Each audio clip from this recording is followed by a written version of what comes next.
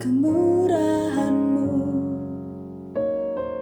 Kau rancangkan masa depanku penuh dengan harapan. Aku ada saat ini, semuanya karena kasih-Mu. Aku hidup hari ini, semua berkat kemurahan-Mu. Terima kasih Yesus, Engkau sangat baik, teramat baik bagiku. Kau hiasi kehidupanku dengan kemurahan-Mu. Kau rancangkan masa depanku penuh dengan harapan.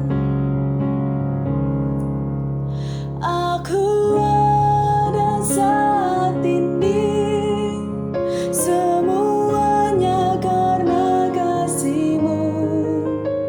Aku hidup hari ini, semua berkat kemurahan-Mu.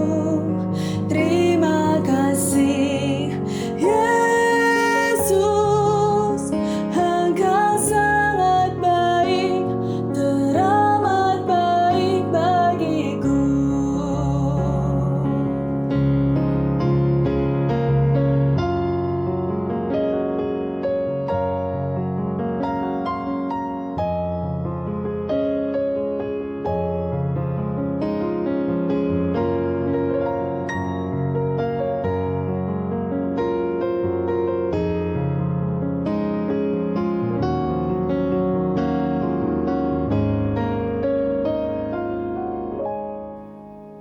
Aku ada saat ini, semuanya karena kasih-Mu. Aku hidup hari ini, semua berkat kemurahan-Mu. Terima kasih Yesus, Engkau sangat baik, teramat baik bagiku. Aku ada saat ini, semuanya karena kasih-Mu. Aku hidup hari ini, semua berkat kemurahan-Mu. Terima kasih Yesus, Engkau sangat baik, teramat baik bagiku. Engkau sangat baik, teramat baik bagiku. Engkau sangat baik, teramat baik bagiku.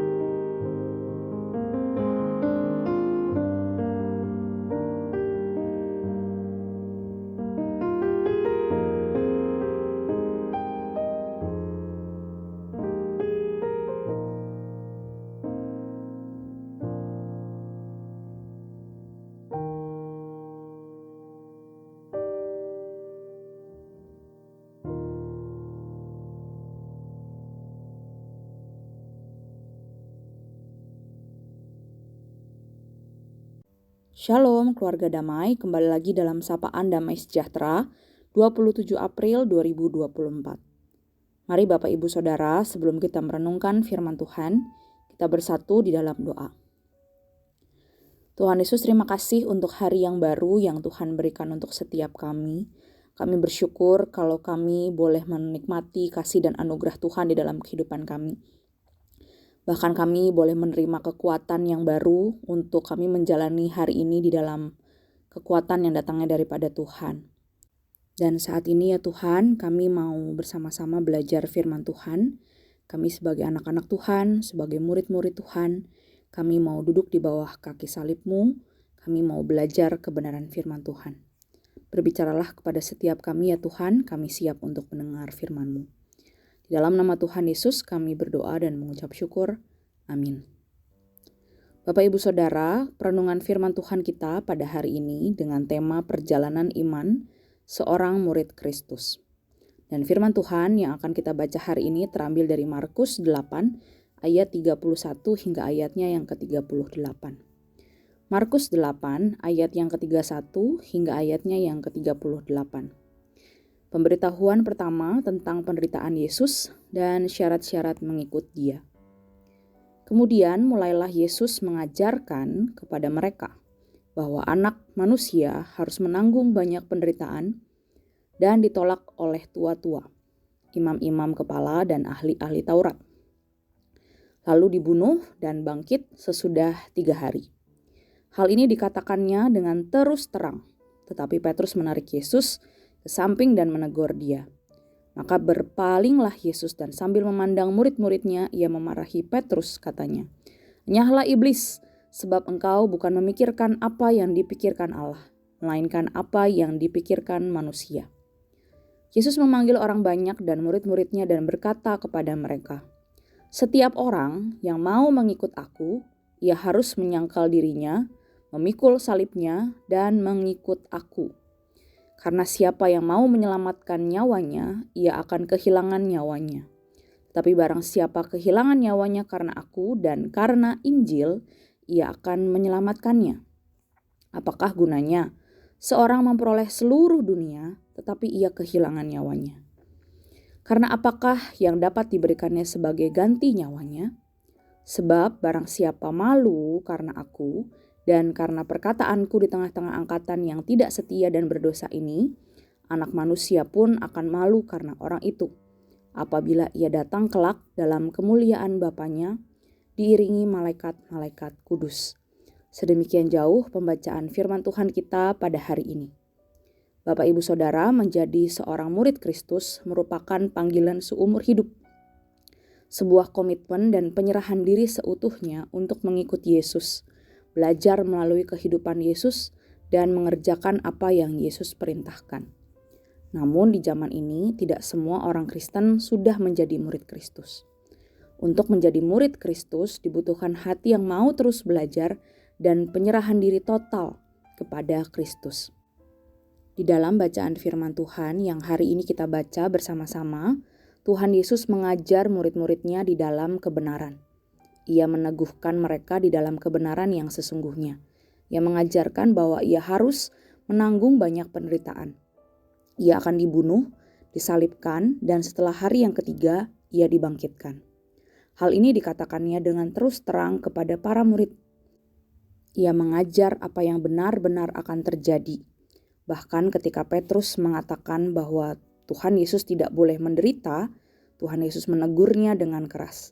Karena apa yang sesungguhnya Allah kehendaki adalah apa yang Tuhan Yesus kerjakan.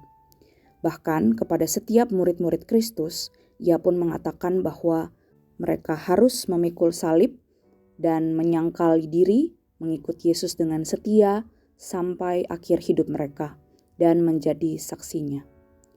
Bapak Ibu Saudara, di dalam bagian Alkitab kita dapat melihat bagaimana Tuhan Yesus berjalan bersama-sama dengan para murid di dalam setiap proses pemuritan yang ia lakukan. Sehingga sebagai murid mereka diproses untuk melakukan beberapa bagian yang akan kita pelajari hari ini. Yang pertama, mereka murid-murid menyerahkan hidup dan mengutamakan Kristus di dalam segala hal.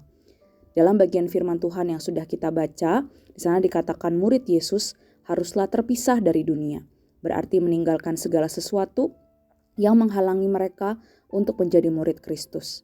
Murid yang menyadari akan dosa-dosanya sehingga ia meninggalkan dosa, meninggalkan keegoisan dan menyerahkan diri untuk hidup bagi Kristus dan hanya untuk kemuliaan Kristus. Dan yang kedua, setiap murid-murid dibentuk untuk memiliki hati yang mau terus belajar dan mentaati Yesus. Dalam Yohanes 8 ayat 31-32, di sana murid-murid dikatakan dibentuk untuk memiliki hati yang mau terus belajar di dalam pengajaran dan kebenaran yang Tuhan Yesus ajarkan. Sehingga murid-murid yang hidup di dalam kebenaran yang telah Tuhan Yesus ajarkan, mereka boleh menghidupi kebenaran itu ketika mereka taat kepada setiap kebenaran firman yang disampaikan oleh Tuhan Yesus. Dan yang ketiga, murid-murid berbuah. Dalam Yohanes 15 ayat 5 hingga ayat yang ke-8, sebagai murid yang hidup dekat dan melekat dengan Kristus, belajar melakukan firman-Nya, Roh Kudus yang ada di dalam hati setiap murid akan menolong untuk setiap murid boleh berbuah sebagai hasil dari relasi yang intim dan ketaatan kepada Kristus. Buah itu nampak di dalam kehidupan setiap para murid yang semakin hari semakin diubahkan lewat pikiran, perkataan, dan tindakan. Berbuah dan hidup seperti Kristus hidup. Dan yang keempat, murid yang mengasihi murid-murid yang lain. Dalam Yohanes 13 ayat 34 hingga ayatnya yang ke-35. Di sana dikatakan bahwa setiap murid-murid mengasihi sesama murid-murid lain yang ada di dalam Kristus. Itu merupakan bukti bahwa kita semua adalah murid-murid Kristus. Kasih bukan hanya sekedar perasaan dan perkataan, melainkan sebuah tindakan nyata. Kasih yang saling mengasihi, mengampuni, dan mendoakan adalah kasih yang telah Kristus teladankan kepada murid-muridnya, yang perlu juga untuk dilakukan oleh setiap murid-muridnya. Dan yang kelima, yang terakhir adalah murid yang menginjili, murid yang memuridkan orang lain. Dalam Matius 28 ayat 18 hingga ayatnya yang ke-20, Tuhan Yesus mengatakan amanat agung kepada setiap murid-muridnya, kepada seluruh murid-muridnya yang ada di seluruh zaman, bahwa kita dipanggil untuk memuridkan orang lain yang belum mengenal dan percaya kepada Kristus. Tuhan Yesus memanggil setiap murid untuk dapat menceritakan tentang kasih dan pengorbanan Kristus, sehingga mereka boleh percaya dan bertumbuh sebagai murid Kristus. Itulah tugas setiap murid-murid Kristus, dimanapun, kapanpun kita dipanggil untuk menceritakan kasih Kristus dan membawa orang lain menjadi murid-muridnya. Bapak Ibu Saudara, beberapa poin ini adalah ringkasan sederhana tentang perjalanan iman seorang murid Kristus. Setiap proses pemuritan yang harus dilalui oleh setiap murid-murid Kristus. Dan kiranya Roh Kudus yang telah diutus itu di dalam hati setiap kita memberikan kita kuasa sebagai murid-murid Kristus untuk melakukan firman-Nya, bertumbuh di dalam kebenaran, berbuah, saling mengasihi, serta memuridkan orang lain dan menjadi saksinya sampai akhir hidup kita. Pertanyaannya Bapak Ibu Saudara, apakah engkau sudah sungguh-sungguh menjadi muridnya? Apakah engkau mau sungguh-sungguh memberikan hidupmu di proses dan berjalan di dalam perjalanan iman sebagai murid-murid Kristus yang mau sungguh-sungguh memberikan hidup baginya? Mari Bapak Ibu Saudara, kita merenungkan firman Tuhan ini. Mari kita berdoa. Tuhan Yesus, terima kasih kalau pada hari ini kami boleh sekali lagi diingatkan bahwa setiap kami yang adalah anak-anak Tuhan ini dipanggil untuk menjadi murid-murid Tuhan. Kami bukan hanya menikmati kasih Tuhan seorang diri, tetapi kasih Tuhan yang sudah kami terima itu Tuhan berikan untuk kami juga boleh membagikannya kepada orang lain. Kami boleh bertumbuh, kami boleh berbuah, kami boleh saling mengasihi, kami boleh memuridkan orang lain, menginjili orang lain supaya mereka pun juga boleh mengenal Tuhan.